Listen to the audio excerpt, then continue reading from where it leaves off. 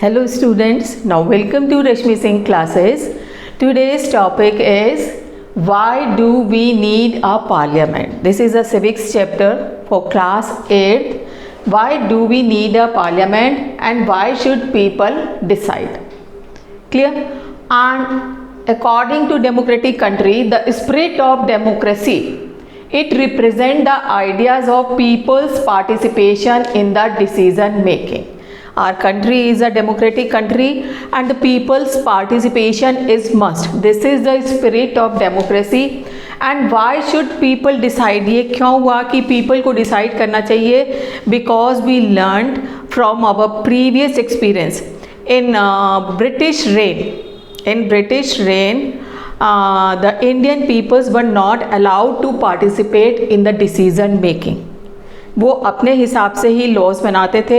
Indian people का participation was nil in the government working. And in 1885 the Indian National Congress demanded there be elected members in the legislature to discuss budget and ask question, कि वो question पूछ सकें and taking part in the budget.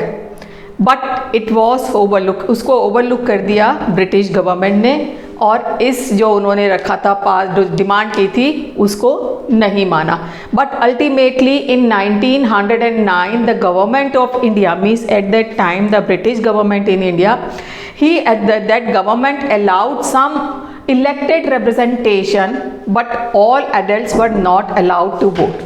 1909 में British government ने कुछ representation के लिए allowed कर दिया और कुछ लोगों को वोट देने के लिए, but all the peoples were not allowed to cast their vote. But the people they realize that the people's consent is very very important for the working of government. And after the independence the right to vote is given to all the people living in the country. इसलिए जब 1947 में independence हमको स्वतंत्रता मिली तब right to vote is given to each and every person of the country if he attain the age of 18. पहले initially it was 21 age थी but उसके बाद एक अमेंडमेंट करके उसको लेस कर दिया 18 years. If the person attain the 18 years of age he gets the right to cast his vote. Clear? समझ में आया? क्योंकि हमारा जो पास्ट एक्सपीरियंस था that was very bitter. We were not allowed to participate in the working of government. Then the leaders realize that after independence will give the right to the people to participate in the working of government.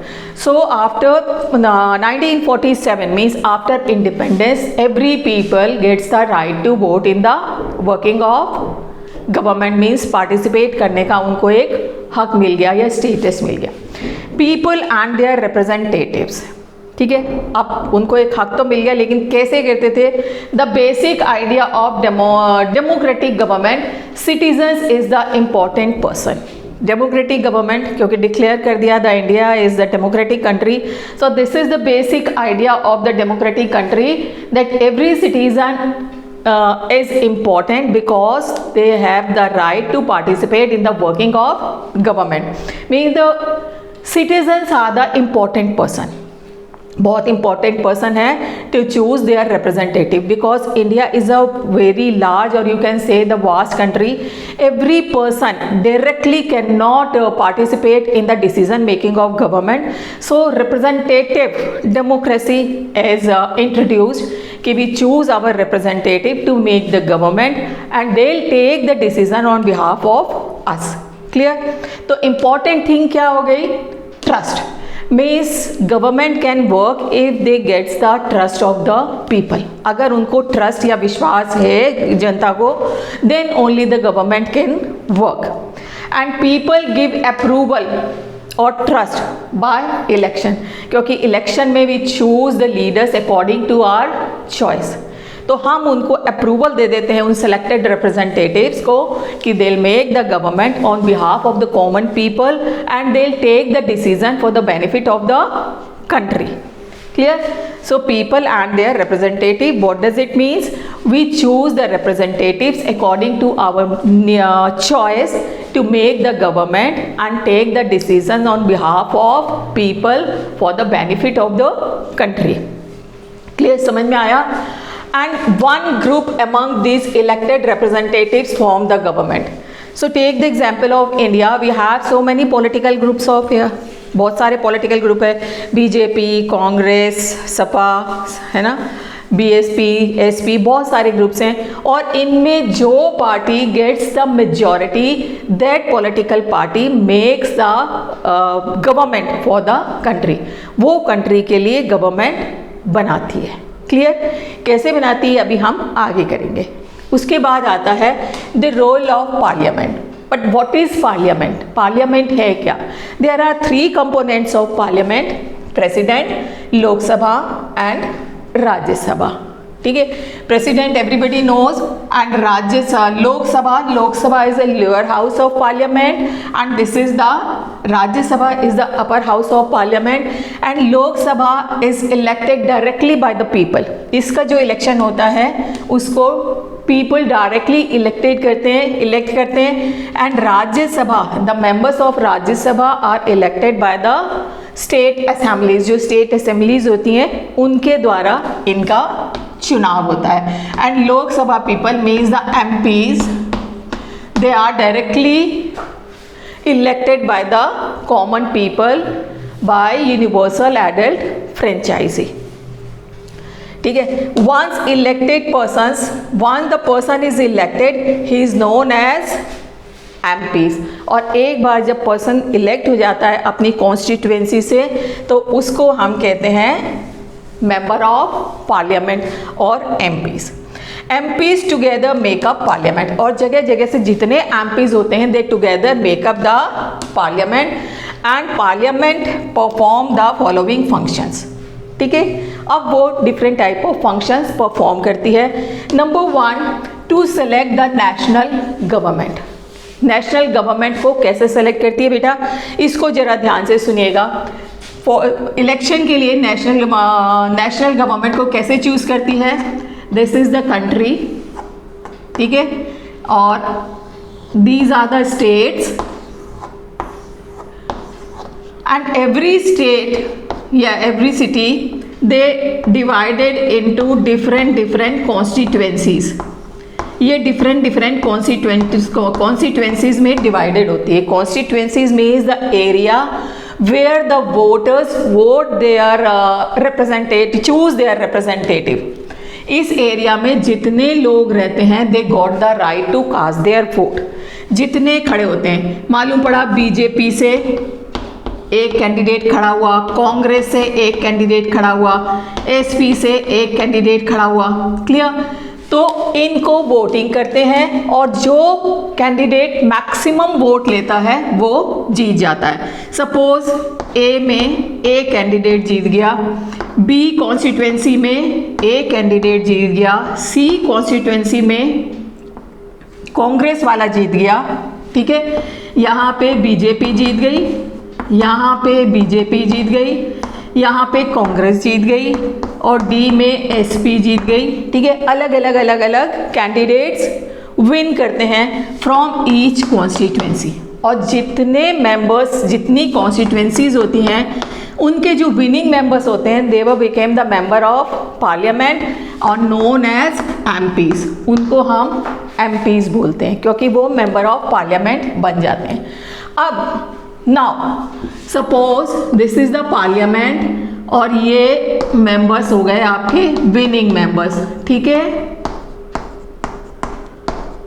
Means ये जो मैंने cross लगाया है ये एक party के MPs हैं और ये डिफरेंट पार्टीज के एमपीज हैं.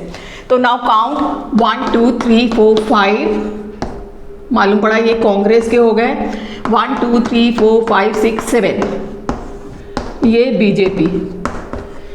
तो कौन सी पार्टी मैक्सिमम वोट ले रही है? Maximum number of MPs they belongs to BJP. तो अब बीजेपी पार्टी को इनवाइट किया जाता है टू मेक द गवर्नमेंट, कि वो आके गवर्नमेंट बनाएंगे. And this party this makes a opposition. जिसको कम वोट मिलते हैं वो बनाती है अपोजिशन पार्टी. तो in this way the election of parliament to select the national government, जो हमारी नेशनल गवर्नमेंट को सेलेक्ट करती है, किस तरह? Through voting. समझ में आ गया होगा? नहीं समझ में आएगा तो बेटा आप मुझे बताएंगे कि आपको समझ में नहीं आया। Then again I will tell you कि how the people select the national government, कैसे डायरेक्टली वोट करते हैं फॉर एमपीज, और वहाँ पे किस तरह नेशनल गवर्नमेंट सेलेक्ट की जाती है। Clear? And the main work of parliament to make the laws for the country, जहाँ पे सारे एमपीज बैठ के डिस्कस करके एक कंट्री के बेनिफिट में लॉज बनाते हैं। और लॉज कैसे बनाया जाता है ये हम नेक्स्ट चैप्टर में पढ़ेंगे। क्लियर? तो आज हम अभी इतना ही करेंगे। Perform the following functions. First function to select the national government we have discussed. और अगर आपको समझ में आया है बेटा तब ठीक है, अदरवाइज आप मुझे बताएंगे। अब क्या है, दोबारा से एक बार समझ कर लेते हैं। Why do we need a parliament? Parliament is a very important institution because the spirit of democracy is preserved in this parliament. Spirit of democracy is equality हो गई and the participation हो गया। तो पार्लियामेंट की वजह से जो democracy की स्पिरिट है वो हमारी प्रिजर्व होती है। And after independence, every people of the country gets the right to vote and participate in the function of government, क्योंकि ये this is the basic idea of democratic government, participation लोगों का। ये हमने पहले चैप्टर में भी फिनिश किया है, पढ़ा है। Important thing is the trust is very important for the government. जब तक जनता का सपोर्ट और ट्रस्ट है that is good for the government. और एक बार सपोर्ट ख़त्म हो गया तो गवर्नमेंट ख़त्म हो जाती है या उसको रिज़ाइन करना पड़ता है। And people give their approval by election. और जो पीपल कैसे अप्रूव करते हैं गवर्नमेंट को? Through election. Through election we give the approval to the representatives to make the government, and one group among these elected representatives they'll make the government for the country. And what is the role of parliament? तो first मैंने आपको बताया the parliament में क्या क्या components होते हैं, president, Lok Sabha and Rajya Sabha. Lok Sabha is directly elected by the people and Rajya Sabha is elected by the state assemblies. Lok Sabha elected for 5 years, 5 साल के लिए इसको इलेक्ट किया जाता है इस बॉडी को। And once elected person is known as the MPs. एक बार जो पर्सन इलेक्ट हो जाता है इस इलेक्शन में उसको हम एमपीज कहते हैं। And after forming this Lok Sabha they have to perform the following function. उसमें अभी हमने सिर्फ एक डिस्कस किया है, to select the national government. And कैसे गवर्नमेंट को सेलेक्ट किया जाता है? The country is divided into constituencies and from each constituency every political party क्या करती है? अपने एक एक रिप्रेजेंटेटिव को खड़ा करती है। And people cast their vote for these representative, और जो जीतता है he was known as MPs, जैसे मैंने भी आपको यहाँ बताया। And in this form they select the national government and opposition party. Clear? अगर आपको समझ में आ गया है तो like and subscribe the channel and don't forget to press the bell icon. Thank you.